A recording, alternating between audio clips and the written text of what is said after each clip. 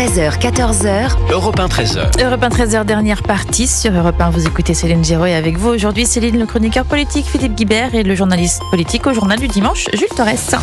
Et tiens, j'avais envie de vous faire écouter quelque chose. C'était juste après qu'on ait appris l'interpellation du suspect dans l'affaire philippine. Écoutez, c'est Lucie Castet. Je suis pour une régularisation des sans-papiers, oui. De tous les sans-papiers. Il faut que je regarde davantage, mais plutôt favorable à ça, oui. C'est-à-dire tous les sans-papiers ou seulement ceux qui travaillent ou... Tous les sans-papiers.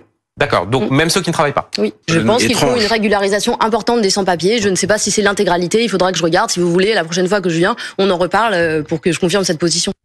Voilà, Lucie Castet, l'ancienne candidate du NFP elle voulait devenir Premier sur ministre. BFM. Ouais. Elle voulait devenir Premier ministre. Ouais.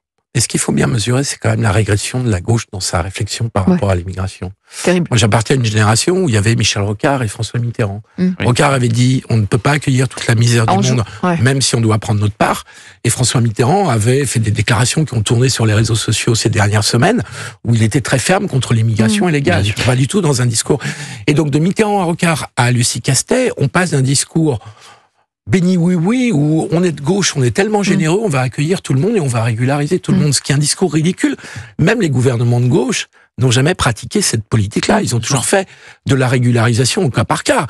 Personnellement, je suis pas contre toute régularisation. Il peut y avoir des régularisations, mais ça ne peut pas être une régularisation générale, quelles que soient les conditions. C'est inconcevable. Sinon, c'est une prime extrême donnée à l'immigration clandestine. Et donc, sa réponse est totalement irréfléchie, en partant juste d'une sorte de réflexe de générosité qui soi-disant est de gauche, mais qui en fait n'est pas de gauche. Parce que on pourrait creuser et interroger Lucie Castet là-dessus. On lui a remarqué que l'immigration clandestine, c'est une pression par rapport aux travailleurs déjà en France, réguliers, étrangers réguliers ou français, et c'est une concurrence par le bas pour les salaires. Donc cette position morale de gauche, qui se prépand de gauche parce que généreuse, est très contestable à tout point de vue, du point de vue de l'ordre public et républicain, mais même du point de vue des intérêts des travailleurs, si j'ose dire.